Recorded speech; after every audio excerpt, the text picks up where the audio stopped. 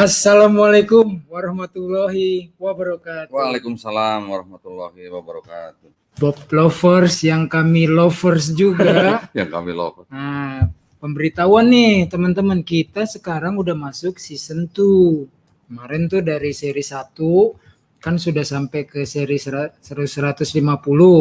Sekarang kita masuk nih season 2. Lebih seru, lebih gigit, tapi tetap kita nggak boleh menghujat ya. Walaupun kita nggak menganggap Yesus itu Tuhan, dia tetap kita hormati, imani sebagai nabi yang mulia. Demikian juga bundanya ya, Bunda Maria. Amin. Jadi kita sekarang akan lebih tajam lagi nih mengkaji tentang kritik teks dalam Bible. Udah nggak usah kelamaan, kita serahin aja nih sama Pak Dondi. Pak Dondi, gimana nih? Kenapa bisa sekarang sampai season tuh nggak berapa mah yang lain-lain? Nggak tahu. Cepet banget. Sekarang season 2 gitu ya maksudnya? Sekarang season 2 serinya 151 sampai 154. 155. 155. Iya. Oke. Kan kemarin kemarin kan udah sampai 150 kan? 150. Nah, sekarang kita 151 sampai 155. Oh, 151 55. Oke, sip. Ya, nah, langsung aja ya. Lanjut biar Ya. cepet, Pak. Oke, sekarang 151 ya. Menurut Bible, apakah korban bakaran binatang dapat menghapus dosa? Nah, coba kita lihat. Yeah. Nah, bisa bacain nggak? Nggak, belum kelihatan di sini, Pak. Mesti di-share kali nggak? Udah di-share kok. Udah ya? Oh, ya udah. Nggak apa-apa, bacain dari situ aja deh. Bentar. Oke, saya bacain ya. Menurut Imamat 4:20 bisa korban bakaran binatang dapat menghapus dosa nih ya. Beginilah harus diperbuatnya dengan lembu jantan itu, seperti yang diperbuatnya dengan lembu jantan korban penghapus dosa. Demikianlah harus diperbuatnya dengan lembu itu. Dengan demikian, imam itu mengadakan pendamaian bagi mereka sehingga mereka menerima pengampunan. Itu juga dikatakan di Imamat 5:10, 6:7. 17:11, bilangan 15 ayat 27-28 dan bilangan 29 ayat 5. Nah, ini sekarang kita lihat. Berarti bisa, Pak ya? Bisa. Oke. Ini bisa baca? Mau kejadian, Pak. Di situ nggak keluar ya? Nggak keluar di sini. Bisa nggak keluar sih? Berarti ini rezekinya Pak Dondi itu bacain. Oh, sorry, saya belum keluarin. Nah, keluar nih. Oh, yang keduanya bisa coba. Gantian, Pak. Yang keduanya nih kolom kanan tidak bisa. Menurut Ibrani 10 ayat 4, sebab tidak mungkin darah lembu jantan atau darah domba jantan menghapuskan dosa. Di sini bilang nggak bisa, Pak. Tadi kenapa bisa? Nah, lo nggak tahu. Aduh, ini kontradiksi, Pak. Kontradiksi kan? Lewat. Lanjut. Menurut Bible nih ya, 152 ya. Menurut Bible, bagaimana seharusnya penzina itu dibunuh? Dihukum. Dibunuh. Bener tuh dibunuh. Oh iya. Imamat 20:10 yang suruh dibunuh, ya kan?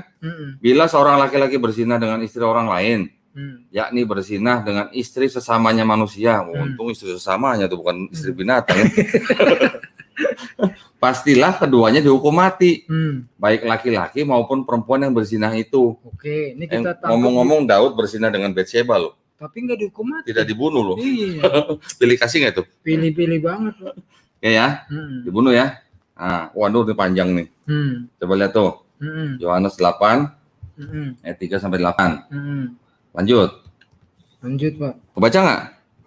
Kekecilan sih. Kekecilan. Iya, saya bacain. Pakai handphone soalnya, Pak. Yang pendek-pendek aja. Nah, dari kisah Yohanes 8 ayat 3 sampai 8. Maka ahli-ahli Taurat dan orang Farisi membawa kepadanya seorang perempuan yang kedapatan berbuat zina. Mereka menempatkan perempuan itu di tengah-tengah lalu berkata kepada Yesus, "Rabi, perempuan ini tertangkap basah ketika ia sedang berbuat zina." Ngomong-ngomong manggilnya Rabi. Rabi artinya kan ini Pak, guru ya. Guru. Iya. Kok nggak manggil Tuhan ya? Ya kadang Rabi, kadang Tuhan, kadang Nabi. Iya, banyak Pak. Ayat 5. Musa dalam hukum Taurat memerintahkan kita untuk melempari perempuan-perempuan yang demikian. Apakah pendapatmu tentang hal itu? Nah, ini kan ahli-ahli Taurat dan orang-orang Farisi ini mau ngetes nih, ngetes Yesus nih. Ini yang perikopnya Yesus dengan perempuan berdosa bukan? Betul. Pak? Oke, lanjut Pak. Ya. Ayat 6, mereka mengatakan hal itu untuk mencobai dia tuh kan, untuk mencobai Yesus kan. Lagi dites nih Yesus. Supaya mereka memperoleh sesuatu menyalahkannya, tuh kan. Tetapi Yesus membungkuk lalu menulis dengan jarinya di tanah. Tahu nggak nulis apa? Ya di pasir dia begini-begini Pak, ya kan? Nggak dijelaskan sih Pak. Saya pernah baca loh kalau nggak salah nulis apa gitu. Saya pernah baca, cuma saya lupa. Oh bukan cuman begini-begini doang ya? Nah, enggak, menulis iya, berarti menulis kan. ada artinya iya dong. dong. Iya. Dan ketika mereka terus-menerus bertanya kepadanya, ia pun bangkit berdiri lalu berkata kepada mereka, barang siapa di antara kamu tidak berdosa, hendaklah ia yang pertama melemparkan batu kepada perempuan itu. Lalu ia membungkuk pula dan menulis di tanah. Ya kan? Diampunin nggak? Diampunin kalau di sini sama Yesus. Diampunin kan? Iya. Nah, loh, gimana dong? Ya itu kan kontradiksi Pak. Hah? Kontradiksi. Kalau Yesus dibilang patuh kepada hukum Taurat, di sini bisa dibilang merubah hukum Taurat nggak Pak? Nah, nggak tahu tuh. Nggak tahu ya. Pokoknya kita lihatlah yang pertama. Tapi ayat sisipan. Oh sisipan. Gimana dong? Wah, itu sih nggak benar Pak. Saya pernah baca juga di Pak. manuskrip kuno kisah ini nggak ada. Nah. Jadi seolah-olah buat menarik ya. Ya. Seolah-olah. Memang ceritanya bagus, sangat bagus. Iya. Mengampuni orang yang udah bersalah gitu kan. Secara moral bagus. Secara moral. Tapi secara hukum, apalagi kalau ini bukan asli, berarti yang salah bukan Yesus Pak. Yang salah? Yang ngarang-ngarang begini. Yang nyisipin. Yang nyisipin. Ya. 153. Menurut Bible, apakah perjanjian lama masih berlaku? Ya. Nah, coba ayat pertamanya. Ini bacain bisa pendek nih. Gedein dikit bisa nggak Pak? Dikit aja. Nah gini. Baca nggak? Ya oke. Sip, mantap. Ya, berlaku selama-lamanya. Dari Imamat pasal 23 ayat 14 dan 21 Pak ya. Bukan sampai ya. Dan 21. Sampai pada hari itu juga janganlah kamu makan roti atau bertih gandum atau gandum baru sampai kamu telah membawa persembahan Allahmu. Itulah suatu ketetapan untuk selama-lamanya bagi kamu turun-temurun di segala tempat kediamanmu. Ayat 21, pada hari itu juga kamu harus mengumumkan hari raya dan kamu harus mengadakan pertemuan kudus. Janganlah kamu melakukan sesuatu pekerjaan berat. Itulah suatu ketetapan untuk selama-lamanya di segala tempat kediamanmu turun-temurun. Di sini berlaku selama-lamanya Pak. Berlaku ya. Ayo kita adu sama yang lain. Roma 7 ayat 6. Tapi sekarang kita telah dibebaskan dari hukum Taurat sebab kita telah mati bagi dia yang mengurung kita sehingga kita sekarang melayani dalam keadaan baru menurut roh dan bukan dalam keadaan lama menurut huruf hukum Taurat. Lalu udah batal. Tadi Imamat sama Roma duluan Pak. Ya duluan Imamat lah. Imamat kan perjanjian lama. Kenapa bisa berubah yang belakangannya? Ini yang ngomong Paulus. Bukan Bapak nih yang ngarang-ngarang. Oh kan. Saya copy paste dong. Ya udah Pak. Para pemirsa ya bisa kita buktikan tuh. Semua yang ada kontradiksi nggak? Kontradiksi banget. Semua yang ada di sini di Bobe silakan dicek di Bible masing-masing. Itu kita tidak ada merubah sedikit pun asli. Kita bawakan. Oke lanjut Pak. Kontradiksi yang ada. Ya. Bilangnya satu bilang tidak. 154 ya. Menurut Bible, bolehkah mengambil bunga atau riba? Oke. Ini bunga bukan, saya pikir mah bunga anggrek, bukan ya. Bunga deposito. Bunga deposito bukan. Nah itu. Tidak boleh Pak. Nah, coba baca dong. Imamat 25 ayatnya 37. Janganlah engkau memberi uangmu kepadanya dengan meminta bunga. Juga makananmu janganlah kau berikan dengan meminta riba. Nggak boleh Pak. Nggak boleh, bunga sama riba nggak boleh. Mazmur pasal 15 ayat 1 dan 5. Mazmur Daud. Tuhan, siapa yang boleh menumpang dalam kemahmu? Siapa yang boleh diam di gunungmu yang kudus? 5. Yang tidak meminjamkan uangnya dengan makan riba dan tidak menerima suap melawan orang yang tak bersalah. Siapa yang berlaku demikian tidak akan goyah selama-lamanya. Intinya bunga sama riba nggak boleh di sini Pak. Nggak boleh. Matius 25:27. Karena itu sudah seharusnya uangku itu kau berikan kepada orang yang menjalankan uang, supaya sekembaliku aku menerimanya serta dengan bunganya. Ini perumpamaan yang diceritakan oleh Yesus loh. Berarti boleh. Lukas 19:23. Jika demikian, mengapa uangku itu tidak kau berikan kepada orang yang menjalankan uang? Maka sekembaliku aku dapat mengambilnya serta dengan bunganya. Jadi bilang nggak boleh, sekarang boleh. Ini sih mungkin ini Pak ya perumpamaan ya. Tapi kenapa perumpamaannya pakai beginian? Jadi kan seolah-olah kita boleh meriba membungakan uang. Itu kan. Iya. Lanjut deh. Kontradiksi yang pertama bilang tidak boleh, keduanya boleh. Sebelum kita lanjut ke 155 ya, saya ingin mengingatkan buat pemirsa yang ingin berikan zakat sedekah infaknya, silakan kirim ke nomor rekening di Bank Syariah Indonesia dengan nomor rekening kode bank 451 1188889995 atas nama Yayasan Pembina Mualaf at-Tauhid. Dan bagi para pemirsa yang ingin berpartisipasi untuk wakaf di tanah seluas 6 hektar di Wonosalam, Jombang, Jawa Timur, dapat mengirimkan nomor rekening yang sama dan bukti transfer dapat informasi ke nomor 0812 3280 2080. Adapun wakaf yang tadi kami sebutkan harganya adalah Rp250.000 per meter persegi ya. Jadi bagi para pemirsa yang ingin ikut wakaf tinggal dikalikan berapa meter kali Rp250.000. Baik, lanjut ya. Lanjut, Dan Pak. Yang terakhir ya. 155 ya. Iya. Menurut Bible, anak siapakah Mahli itu? Ya, coba lihat. Mali bukan yang itu, Pak. Pelawak itu ada namanya Mali bukan ya? Enggak tahu, bukan. Temennya Bolot bukan? Bukan. Mahli itu mah. Oh iya itu Mali, ini Mahli. Mahli. Ya ada hanya Coba. Pak. Bukan. Satu, maksudnya anak Merari. Bilangan pasal 3 ayat 20. Anak-anak Merari dan kaum-kaum mereka ialah Mahli dan Musi. Inilah kaum-kaum orang kekecilan, Pak. Gedein dikit lagi. Kekecilan. Ya, bisa sih tapi kecil banget. Inilah, saya ulang ya. Ayat 20. Anak-anak Merari dan kaum-kaum mereka ialah Mahli dan Musi. Inilah kaum-kaum orang Lewi yang ada dalam puak-puak mereka. Puak apa tuh, Pak? Puak apa ya? Mungkin sesepuh ya, bukan? Mungkin ya, iya. Bukan aneh ini, saya juga baru tahu nih ininya. Ya, puak dan tuan, bahasa-bahasa Melayu nih. 1 Tawarik pasal 6 ayat 19. Anak-anak Merari ialah Mahli dan Musi. Inilah kaum-kaum suku Lewi dalam puak-puak mereka. 1 Tawarik pasal 24 ayat 26. Keturunan Merari ialah Mahli dan Musi, juga anak-anak Yazia anaknya. Jadi di sini sebut anaknya Merari, Pak. Merari ya. Coba kita lihat sebelahnya ini apa nih? Di Esra 8:18. Kebaca nggak itu? Bapak yang baca deh, panjang. Ya? Esra 8:18 ya. Kemudian karena tangan murah Allah kami itu melindungi kami, didatangkanlah oleh mereka kepada kami orang-orang yang berakal budi dari Bani Mahli bin Lewi bin Israel, yakni Serebia dengan anak-anak dan saudara-saudaranya 18 orang. Anak-anak Lewi. Kejadian 46:11. Anak-anak Lewi ialah Gerson, Kehat dan Merari. Ya. Keluaran 6:16. Inilah anak-anak Lewi menurut urutan kelahirannya, Gerson, Kehat dan Merari. Umur Lewi 137 tahun. Juga di 1 Tawarik 236 juga Daud membagi-bagi mereka dalam rombongan menurut anak-anak Lewi, yakni Gerson, Kehat dan Merari. Nah, anak siapa tuh berarti tuh? Mahli bin Lewi. Tadi giliran saya suruh baca anaknya Merari, giliran Bapak berubah. Bapak tahu lah ini adanya begitu. Gimana dong? Bapak gimana sih? Tadi saya suruh baca anaknya Merari. Bacaan kedua anaknya siapa? Lewi sekarang. Itu di Esra itu 8:18 tuh Mahli bin Lewi bin Israel. Mana yang salah ya? Yang satu bilang Merari, satu bilang Lewi. Waduh, gimana? Lewat aja ya. Lewat lah. Kontradiksi banget.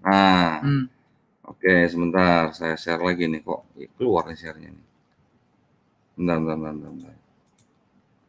Tadi 155 kan ya udah ya? 155 udah. Udah habis dong. Habis cepet banget. Oh, banyak-banyak. Nggak usah. Kasih ini biasa Pak, bonus apa quiz. Bonus. Penonton banyak banget yang nanya. Quiz aja sekarang. Oke, sebentar. Dan yang susah-susah quiz. Kemarin kita kesusahan. Yesus Kesusahan diangkat ke gunung paling tinggi, ngelihat kerajaan dunia, kagak ada yang bisa jawab. Belum ada yang jawab ya? Nggak bisa. Nggak bisa. Bagaimana? Ya masih misteri lah gitu. Kalau cuma mau dikasih lihat secara cenayang, nggak usah diangkat ke tempat tinggi, Pak. Langsung aja. Ini kuisnya nih. Nah, ini kuis ini. Jangan susah-susah dong. Enggak, nggak susah. Kuis ini dulu pernah disayembarakan nih. Sama siapa? Sama Bapak? Sama almarhum Ustadz Insan Mokogina. Tapi saya bisa tambahin lagi ya. Nanti di seri-seri berikutnya akan saya tambahin lagi. Kira-kira ada 3 atau 4 lagi kuis. Yang sama juga sifatnya dengan seperti ini ya. Saya bacain dulu ya. Oke. Lukas 24 ayat 44 sampai 46. Ia berkata kepada mereka, inilah perkataanku yang telah kukatakan kepadamu ketika aku masih bersama-sama dengan kamu, yakni bahwa harus digenapi semua yang ada tertulis tentang aku dalam, perhatikan, kitab Taurat Musa dan kitab Nabi-Nabi dan kitab Mazmur, ya, perhatikan ya. Lalu ia membuka pikiran mereka sehingga mereka mengerti kitab suci. Katanya kepada mereka, ini katanya Yesus ya, katanya ya. Ada tertulis demikian, Mesias harus menderita dan bangkit dari antara orang mati pada hari ketiga, pada hari yang ketiga. Ini Yesus yang ngomong loh ya, kalau ini saya tulis begini ya. Nah, sekarang pertanyaannya, kuisnya, di mana ada ayat dalam Perjanjian Lama tertulis Mesias harus menderita dan bangkit dari antara orang mati pada hari yang ketiga? Kalau nggak ada, berarti Yesus atau penulis Lukas yang bohong nih. Nah. Kalau saya emang Yesus, Pak, my sweet Jesus, raja jujur, nggak mungkin Yesus bohong, Pak. Nah. Dia orang yang sangat jujur. Nah, ini kuis ini dulu memang ada beberapa lah pendapat dari kalangan Kristen ya yang menjawab ya bahwa ada itu di Yesaya 53 gitu kan. Tapi di dalam Yesaya 53 dari semuanya narasinya itu nggak ada kata-kata Mesias. Nah, ya. Jadi asumsi dong, Pak. Asumsi atau ini ya, bukan asumsi sebenarnya. Apa ya, halusinasi kan? Halusinasi ya? Lebih serem lagi Pak Doni mah, kalau saya udah dihalus-halusin dia lebih halusinasi. Ada lagi yang menjawab dengan kisah Yunus. Tanda Yunus tuh. Tanda Yunus kan? Di Matius 12, 39, 40 kalau nggak salah kan Yesus juga bilang kan. Untuk angkatan ini tidak diberikan mujizat kecuali tanda Yunus kan. Karena di dalam situ kan ada kata-kata kan 3 hari kan. Ya, Yunus di dalam perut ikan 3 hari 3 malam. Kemudian Yesus juga dibilang 3 hari 3 malam, ya kan? Tetapi di sini kan jelas nih tulisan ini. Mesias harus menderita dan bangkit dari antara orang mati pada hari yang ketiga. Situ nggak ada kata-kata Mesiasnya tanda Yunus. Satu di kisah Yunus tidak ada kata-kata Mesias, ya tidak ada kata-kata Mesias harus menderita gitu kan, dan bangkit dari antara orang mati. Yunus di dalam perut ikan mati apa hidup? Oh, jangan ke perut ikan dulu Pak, waktu dilempar, dia kan masih hidup. Hidup. Dimakan dalam perut ikan, masuk ke perut ikan. Hidup. Apa mati? Masih hidup. Orang dia sempat berdoa kok, komunikasi sama Allah. Waktu keluar dari ikan? Hidup, nggak pernah mati. Hidup. Kenapa Yesus mati? Berarti Yesus nggak mati, Pak. Nah, ya kan? Yesus waktu di atas kayu salib menyerahkan nyawanya nggak? Berarti di situ kalau konteksnya itu mati. Sementara dia bilang tandaku sama dengan tanda Yunus. Yunus nggak pernah mati 3 hari 3 malam. Yesus waktu di atas kayu salib menyerahkan nyawanya kan? Iya. Ke siapa, Pak? Mati nggak? Mati. Waktu dikubur? Mati nggak? Mati. Baru pada hari ketiga bangkit katanya. Kan? Yang membangkitkan siapa? Ya atau Allah, bangkit sendiri? Nggak bisa. Nggak bisa kan, Yesus raja jujur. Dia selalu bilang, aku tidak memiliki kuasa apapun kecuali dari Allah Bapa. Yang membangkitkan Bapa atau Allah. Nah, jadi kata-kata ini, kalimat ini ya, itu kan tertulis di Lukas. Lukas kan ngakunya kan menulis dengan seksama kan. Berarti kalau seksama kan berarti harusnya ada nih Perjanjian Lama. Ada. Nah, berarti silakan para pemirsa boleh cek di seluruh Perjanjian Lama dari Kejadian sampai Maliaki, ada nggak kalimat seperti ini? Hadiahnya apa? Hadiahnya apa ya? Almarhum Ustadz Insan Mokoginta dulu pernah membuat sayembara dengan pertanyaan ini. Hadiahnya apa tahu? Apa, Pak? Mobil BMW. Masya Allah. Nggak bisa kejawab orang. Nggak ada yang jawab. Sampai kira-kira sebulan yang lalu, akhirnya mobil itu dilelang. Laku 200 juta. Tuh. Mantap nggak tuh? Sampai sekarang belum ada yang jawab. Nah, itu kan dari almarhum Ustadz Insan Mokoginta ya. Nanti saya tambahin lagi. Yang nggak ada di Perjanjian Lama, tapi dibilang di Perjanjian Baru bahwa di kitab-kitab nabi-nabi misalnya ada tertulis begitu. Tunggu ya di Bible selanjutnya. Oke. Tuh para pemirsa ya. Jadi kita mengkajinya ini lebih dalam. Kalau di dalam Perjanjian Baru dibilang ada tertulis, artinya kan di Perjanjian Lama. Padahal kita cari-cari nggak ada itu di dalam tertulisnya seperti itu. Paling yang ada asumsi, dicocok-cocokkan, cocokologi. Kalau yang sebelah nih lebih gimana, dia bilang halusinasi katanya pemirsa. Kacau dikit emang nih Pak Doni nih. Lah bukan, tapi soalnya gimana? Masa udah jelas-jelas ditulis kitab Musa, kitab nabi-nabi dan kitab Mazmur. Mazmur itu kalau dari perspektif Islam Zabur ya Pak? Zabur, ya. Nggak ada Pak di situ. Makanya nggak ada. Coba aja cari kalau ada, ya. Nanti saya bilangin tuh sama pengurusnya yang pelelangan MCA tadi ya. Ayah Sofia tuh ya, bahwa kalau ada yang jawab nanti saya kasih tahu dia, kalau bisa kita beli lagi BMW-nya. Iya benar. Gitu ya. Benar. Nah itu kan tadi dari almarhum Ustadz Insan Mokoginta kan. Saya tambahin lagi nanti 1, 2, jangan sekarang. Enggak sekarang. Iya kita 3, siapin 4 terus 5, 6. Saya tambahin lagi 6 nanti. Masya Allah banyak banget. Tuh pemirsa. Almarhum Ustadz Insan Mokoginta kasih 1. Sampai sekarang belum ada yang jawab. Apalagi nanti saya tambahin lagi 6 nanti. Masya Allah. Tuh ya pemirsa ya. Bagi kita yang mau mengkaji ya kritik teks dari Bible, ini bukan masalah hadiahnya, tetapi ayo kita gunakan akal kita menyikapi teks itu. Kalau disebut ada tertulis, ya kita cari dong, berarti kan tertulisnya itu di Perjanjian Lama. Cuman silakan pemirsa kalau tahu tuh tulis nih di kolom komen. Nanti saya sama Pak Dondi ngurus tuh BMW yang udah dilelang, kita urus lagi deh. Jamin, ya kan? Nah, kalau benar-benar ada ya. Kalau perlu nanti saya yang beliin BMW-nya. Oke, tuh ya. Pemirsa kita nggak main-main. Kita sifatnya adalah mengkaji. Ayo kita gunakan kajian-kajian yang udah saya bilang tadi di pembukaan Pak. Season 2-nya lebih tajam kali.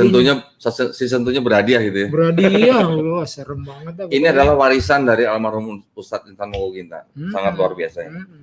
Iya. Selama sekian tahun beliau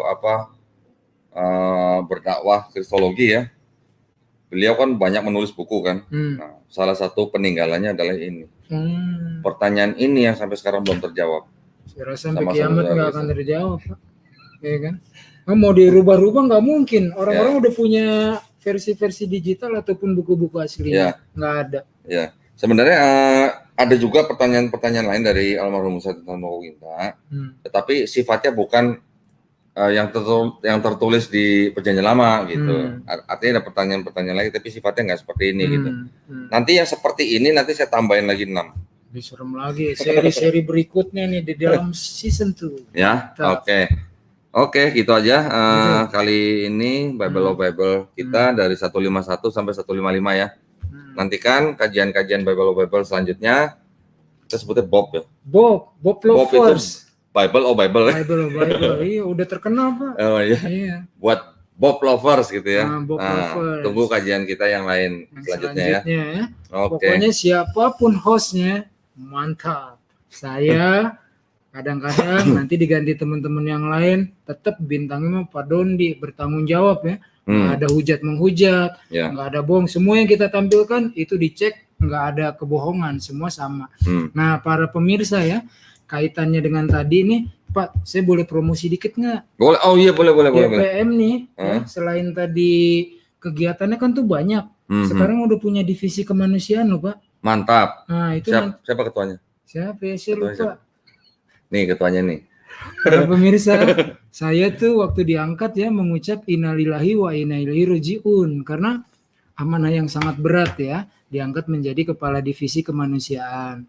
Jadi selain program yang tadi itu yang utamanya adalah membangun pondok pesantren, kita sama-sama berdoa ya bahwa jangan lagi ada bencana. Namun bila mana ada bencana, Yayasan Pembina Mu'alaf At-Tauhid akan siap terjun ke lapangan. Pengalaman saya, training saya juga skalanya sudah internasional lah. Jadi saya berharap bila ada nanti bencana, kita akan langsung terjun ke lapangan. Di dalam membantu ini kita nggak pandang bulu Pak. Suku agama ras nggak ada. Kita bantunya kemanusiaan. Dari sisi namanya kemanusiaan kita nggak tanya agamamu apa. Islam bukan, kalau nggak Islam enggak. Kita semua apapun agamanya, sukunya, rasnya kita tetap tolong. Jadi nantikan berikutnya ya, insya Allah saya akan membahas masalah divisi kemanusiaan ini. Pokoknya ngomong-ngomong udah punya channel? Udah punya channel kan? Tapi kan baru Pak, belum dikenal orang. Iya kasih tahu dong, channelnya namanya apa? Nggak apa-apa. Channelnya apa dong? Kalau promosi channel nggak mau saya. Tapi kalau divisi kemanusiaannya YPMA boleh. Nanti saya bikin channel khusus Pak. tentang siaga program bencana. gitu ya, program. Siaga bencana nggak ada bicara tentang agama, siapapun akan saya coba masuk bergabung di dalam channel saya. Saya rasa udah gitu dulu Pak. Oke, sip. Ya, ntar kita kapan-kapan saya mampir lagi ke Pak Dondi ini. Siap. Kita bikin seri-seri berikutnya dari season 2. Lebih tajam, lebih galak. Season 2. Udah kayak video berseri ya. Kayak film-film di ini Pak. Kayak film berseri. Iya. Season 2, saudara-saudara, keren banget. Oke. Ya udah ya, kita cukupkan segini. Mohon maaf bila ada kesalahan dari kami berdua. Kita sifatnya hanya mengkaji, kritik teks. Semoga bermanfaat bagi rekan-rekan kita muslim, perkuat iman kita. Dan untuk saudara-saudariku Kristiani yang kukasihi dalam Allah, marilah kita mengkaji lebih jernih, tidak hanya sekedar dogma semata. Mohon maaf sekali lagi bila ada kata-kata yang salah dari Pak Dondi dan saya hostnya Unggul Sudrajat. Wassalamualaikum warahmatullahi wabarakatuh. Waalaikumsalam warahmatullahi wabarakatuh.